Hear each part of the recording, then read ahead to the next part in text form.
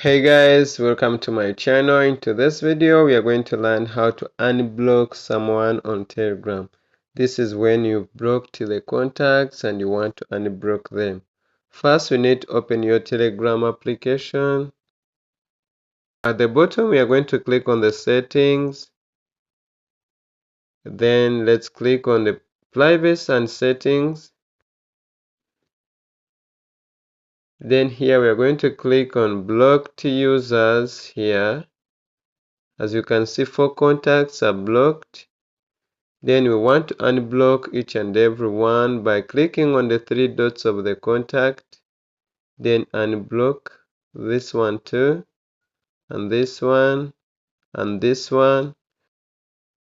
Guys, we have unblocked every contact, and that's how you can unblock someone on Telegram. Guys, if you find this video helpful, please press the like button and subscribe. See you in the next one.